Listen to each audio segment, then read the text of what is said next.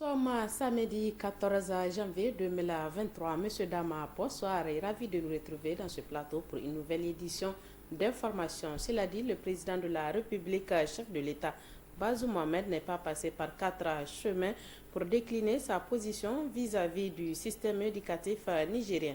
C'était lors de la cérémonie de présentation des vœux des présidents des institutions élargies aux membres du gouvernement. Les acteurs du système éducatif nigériens n'ont pas tardé à réagir face aux propos du président de la République, Suleiman Ousmane et Omar Boukari, pour plus de détails. La question du système éducatif nigérien a occupé une place de choix dans le discours livré hier par le président de la République à l'occasion de la présentation de vœux de nouvel an au président des institutions. Le chef de l'État a désormais connaissance de la santé du système éducatif nigérien et annonce des perspectives pour l'année 2023. Le deuxième problème que je vais soulever, une fois encore, c'est celui de notre système éducatif, malade sur l'année pour lequel, malheureusement, la thérapie sera compliquée et prendra beaucoup de temps. L'année 2023 nous donnera l'occasion de mettre en place le dispositif de toutes les réformes indispensables que nous devons mener avec vigueur et intelligence sur le temps long nécessaire aux entreprises ambitieuses. L'année 2023 verra aussi la construction de nombreux internats de filles dans les collèges ruraux, conformément aux conclusions de la table ronde tenue à cet effet à New York au cours du mois de septembre 2022. Elle verra également le démarrage d'un grand programme de construction de nombreuses infrastructures universitaires à Niamey, Zender, Maradi et Tawa. De leur côté, les syndicats du secteur éducatif donnent leur appréciation sur la vision du président de la République sur le système éducatif nigérien. J'ai retenu ceci que le président disait que le problème est complexe et la thérapie sera compliquée. Cela nous donne l'idée que le président de la République comprend maintenant l'étendue du problème, si on peut s'exprimer ainsi, ou de la situation qui concerne ce secteur éducatif. C'est vrai, on a su, il a parlé des investissements qui seront faits en 2023-2024 sur les infrastructures. Mais pour que la situation ne soit pas compliquée davantage, il faut qu'il y ait un investissement assez conséquent pour ce qui est de la ressource humaine. Suleiman, entre nous, si on se pose la question à son Excellence le Président de la République, depuis qu'il est venu au pouvoir, parmi tous les gens qu'il a nommés par décret, combien, c'est moins de 2 ans, combien ont des arrêts au niveau des finances? Combien ont-ils des rappels qui n'ont pas été réglés? Combien ont-ils des incidences financières qui n'ont pas été réglées? Alors pourquoi pas l'enseignant, qu'on veut de lui qu'il soit la colonne vertébrale du système éducatif? Est-ce que ça ne fait pas partie de cette thérapie qu'on devrait apporter aussi à l'enseignant? Il a rappelé très bien et pertinemment les problèmes qui assaillent le système éducatif nigérien. Malgré les différentes réformes engagées par son gouvernement, beaucoup reste à faire. Et cela passe par la conjugaison des efforts de tous les acteurs, mais également il faut améliorer les conditions de vie et de travail des enseignants et surtout respecter les engagements pris librement avec les partenaires sociaux. Pour qu'on puisse redorer le blason de l'école nigérienne, il faut passer nécessairement à la fin de la contractualisation pour que nous puissions avoir vraiment une école qui décolle et que c'est le Niger qui en profitera du bénéfice vraiment d'un enseignement de qualité. Depuis l'installation des nouvelles autorités en 2021, des engagements ont été pris entre les acteurs, notamment le protocole d'accord du 15 février dernier avec la dynamique qui reste toujours en souffrance. Des nouvelles réformes engagées qui visiblement n'ont pas apporté des changements dans le secteur selon plusieurs observateurs. Il faut aussi préciser que cette année, malgré le non-respect des accords, l'année scolaire 2022-2023 connaît toujours une stabilité constante, tant au niveau des scolaires qu'enseignants. Autre sujet évoqué par le président de la République à l'occasion de la présentation des vœux du nouvel an, c'est la lutte contre la corruption. Bazoum Mohamed a fait le point de la lutte que mène le gouvernement dans le domaine de la lutte contre la corruption avant de féliciter la Halcia pour le travail et exhorter la justice et les acteurs qui l'animent à jouer pleinement leur rôle. Raina Moussa pour plus de détails. Le président de la République, Bazoum Mohamed, décide de prendre les taureaux par les cornes. Dans son discours à l'occasion de la cérémonie de présentation des vœux pour l'année 2023 aux institutions de la République, il a réitéré son engagement à lutter contre la corruption et l'impunité. Le chef de l'État interpelle les Nigériens qui doutent encore de sa sincérité et de son engagement à lutter contre la corruption d'y croire. Les services de la douane et des impôts sont très souvent pointés du doigt par les investisseurs. La récurrence des plaintes à leur encontre est telle que je suis fondé à croire qu'elle ne saurait relever que de l'arbitraire. Monsieur le Premier ministre, Monsieur le ministre des Finances, cela vous interpelle.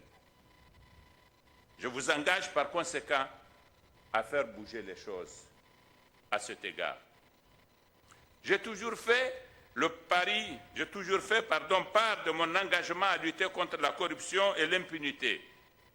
Je voudrais faire observer à ceux qui semblent douter de la sincérité de mon engagement en la matière que jamais les prisons du Niger, sous aucun régime, depuis notre indépendance en 1960, n'ont autant compté de cadres de l'État privés de leur liberté pour faits de corruption ou de détournement de deniers publics. De l'affaire dite Iboukarage impliquant des cadres du ministère des Finances, en passant par celle de la Sopamine, de Tanedi, de la CNTPS, jusqu'à celle récente de la Bagri notamment, ce sont plusieurs personnes qui croupissent en prison pour faits de détournement et de corruption. Il lance tout de même un appel aux magistrats pour qu'ils fassent leur travail convenablement, car leur rôle est déterminant dans ce combat contre l'impunité. La Halcia vient de boucler de nombreux dossiers d'enquête qu'elle a transmis au procureur de la République. J'ai ordonné à ce dernier de leur faire suite avec diligence. Ceux qui sont sourds à mes appels, qui consistent à demander de proscrire certaines pratiques dans notre administration, en seront pour leurs frais. Je profite de cette occasion pour dire mon appréciation du travail entrepris par la Halcia et l'encourager à continuer dans cette voie. Je voudrais à cet égard réitérer mon appel aux magistrats pour qu'ils fassent leur travail convenablement, car leur rôle est déterminant dans ce combat contre l'impunité. Ils doivent surtout se garder de protéger ceux de leurs lorsque le comportement de ceux-ci n'honore pas leur noble fonction de juge. Après une démarche engagée par l'Union des scolaires nigériens, l'USN et l'Association des parents d'élèves, l'Office du baccalauréat des équivalences et examens de concours du supérieur décide d'une réouverture exceptionnelle des 10 jours de la plateforme d'inscription en ligne à l'examen de fin d'année du baccalauréat 2023. L'objectif est de permettre aux autres candidats qui ne se sont pas inscrits de le faire dans le dernier délai accepté par l'OBEX. Suivez plutôt. Dimanche 8 janvier 2023 ont pris fin les inscriptions des candidats au baccalauréat 2023.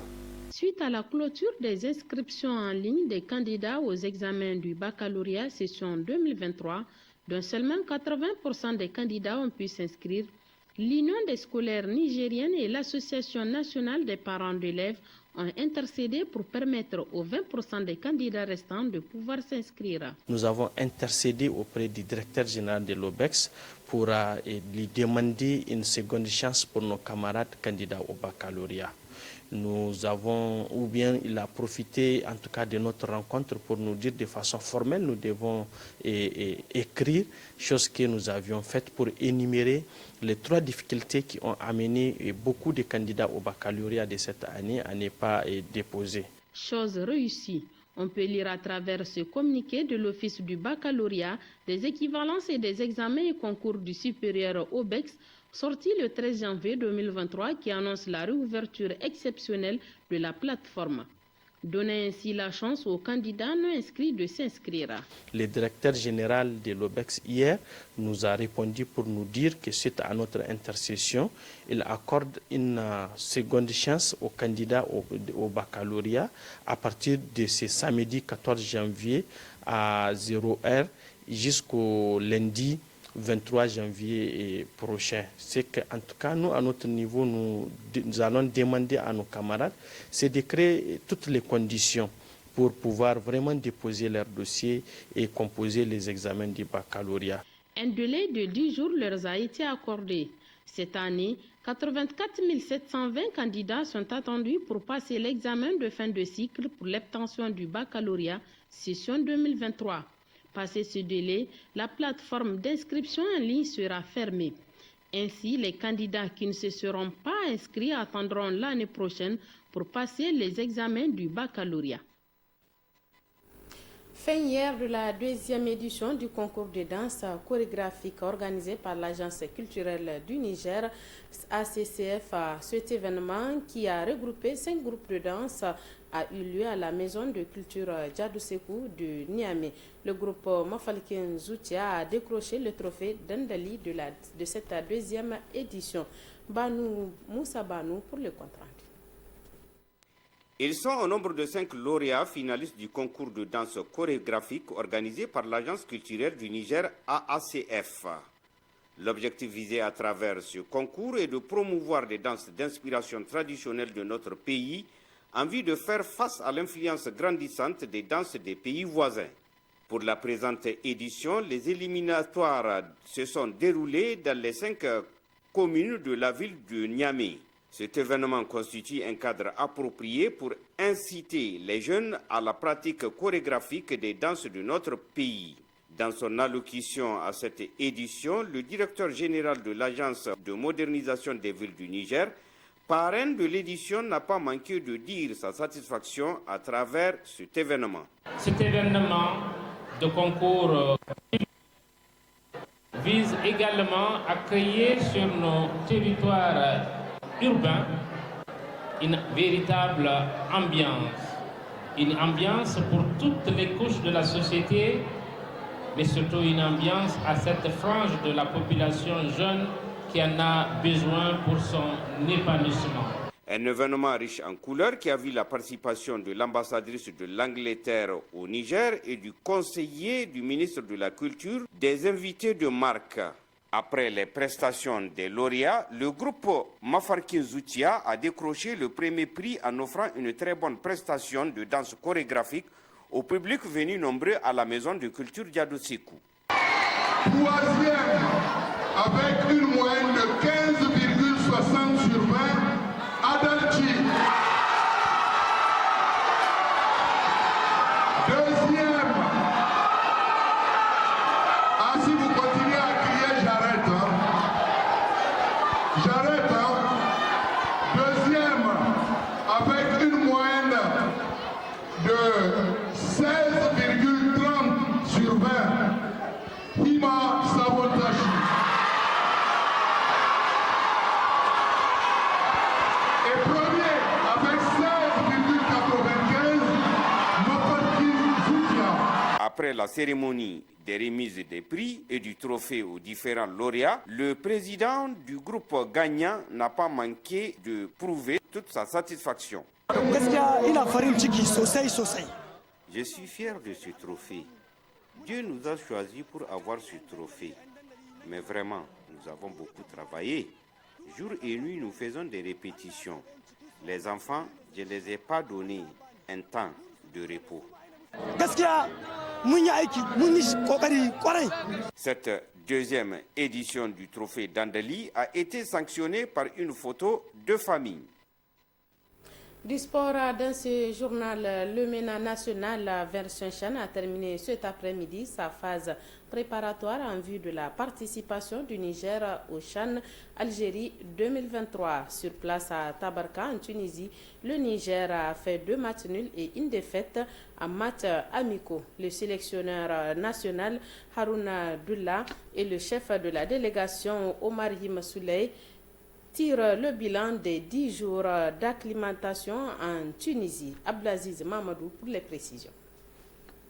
Après le Sénégal, le Madagascar, le MENA national version Chan boucle sa phase préparatoire du Chan Algérie 2023 par la sélection mauritanienne, qualifiée aussi pour disputer la 7e édition. Le sélectionneur national Harouna Dulla tire le bilan des 10 jours passés à Tabarka en Tunisie. Je pense que dans l'ensemble, il faut dire que ce stage s'est bien passé. Oui, on n'a pas été capable sur les 3 matchs de marquer un seul but, ça reste encore notre problème à résoudre. Il y a des possibilités, il y a du jeu. Dans ce match, on s'est créé quelques occasions, on a eu quelques frappes, une tête de Barré qui passe sur la barre. Moi, je pense qu'il y a des bons signes. Beaucoup parlaient aux joueurs pour leur faire prendre confiance. Je pense que nos buts nous attendent pour la compétition officielle. Le Niger est à sa 4e participation en cette édition de Chan et compte jouer sa compétition sans complexe d'abord face au Diable Rouge du Congo le 20 janvier avant de terminer la phase de groupe devant les Lions indomptables du Cameroun le 24 janvier prochain. L'encadrement technique tirera certainement les leçons de ces 3 matchs. Donc je ne suis pas en mesure de vous dire aujourd'hui quelle sera l'équipe type, mais j'ai ma petite idée, mais je laisse les leçons à l'encadrement technique parce que c'est leur travail. Donc je crois qu'ils tireront vraiment des très très bonnes leçons à partir de ces 3 matchs-là. Lancé en 2009 en Côte d'Ivoire, le Maroc vainqueur en 2018 et 2021 et la RDC sacrée en 2009 et 2016 sont les nations les plus titrées. La Tunisie en 2011 et la Libye en 2014 sont les autres vainqueurs du trophée. Quart de finaliste en 2011 au Soudan, ne perdant qu'aux séances de tir au but face aux pays organisateurs, le MENA national du Niger n'est pas sorti des poules au Rwanda en 2016 et au Cameroun en 2021. Pour Algérie 2023, Harouna Dulla espère rééditer l'exploit de 2011 ou faire mieux selon lui dans la mesure du possible. Place à présent à la rediffusion de votre rubrique hebdomadaire Actu sur le web avec Suleiman Ousmane et Balima Brema. Bonne réception et bonne soirée à tous. Au revoir.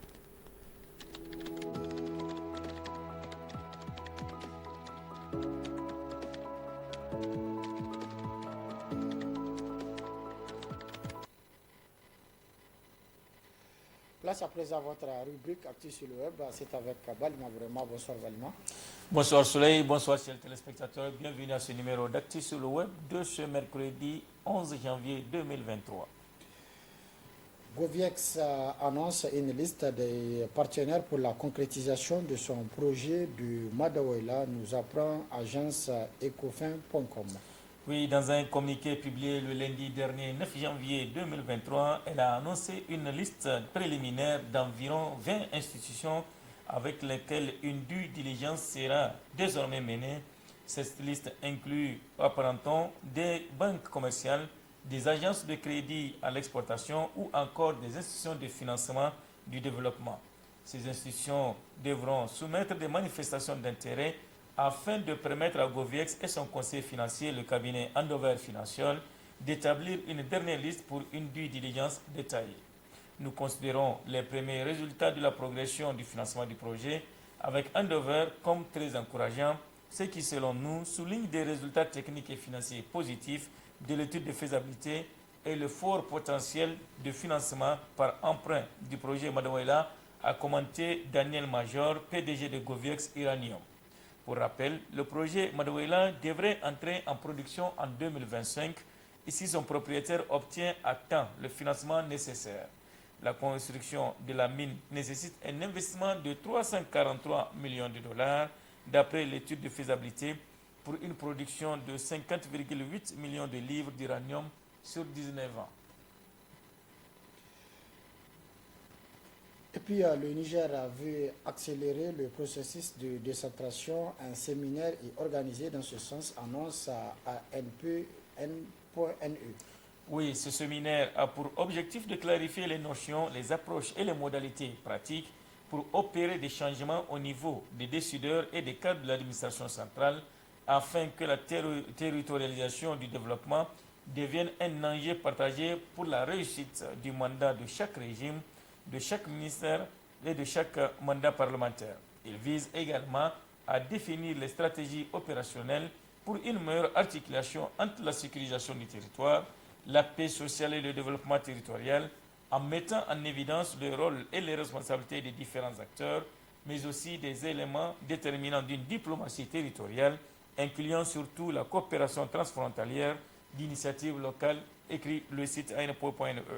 Selon Seydou Halidou, le secrétaire général du ministère en charge de la décentralisation, il s'agit de mettre en œuvre des actions pour améliorer la viabilité économique des communes, assurer la qualité de la gouvernance administrative et financière des entités décentralisées et une plus grande implication des citoyens dans la conduite des affaires publiques locales.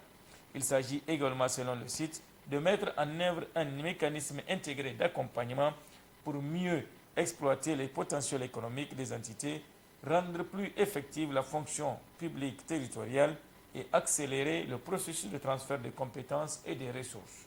Au finish, les participants auront à élaborer un cahier de doléances en vue d'accélérer la déconcentration, la décentralisation et la contractualisation des défis territoriaux au bénéfice d'une stabilisation des populations dans leur bassin de vie, avec un effort de modernisation du territoire par des investissements productifs et sociaux appropriés par les communautés à la base.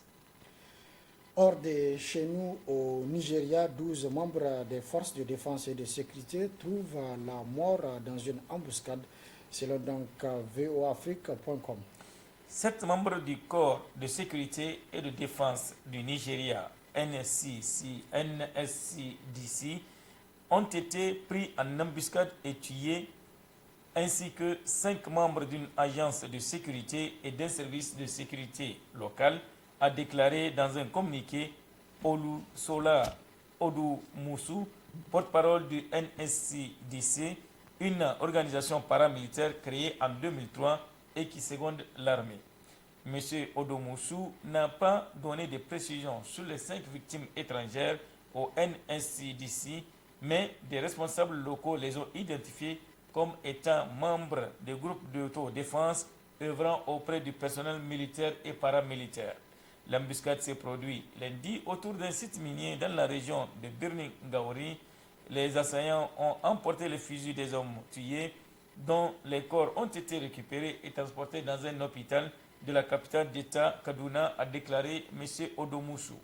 Il n'a pas dit quel groupe était responsable de l'attaque, mais Birnin Gauri est réputé pour être un bastion de bandes criminelles qu'on appelle localement bandits, ainsi que des groupes terroristes Ansarou affiliés à Al-Qaïda et de l'État islamique en Afrique de l'Ouest, ISIWAP, une branche dissidente de Boko Haram.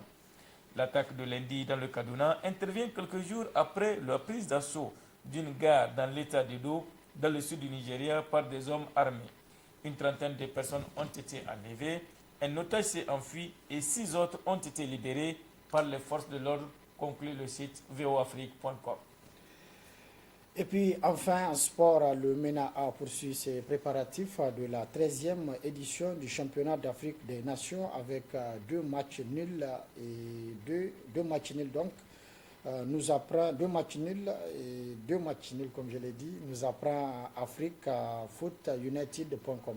Oui, Haruna Abdullah continue de chercher son équipe idéale, explique le site, qui va entamer le championnat d'Afrique des Nations en Algérie.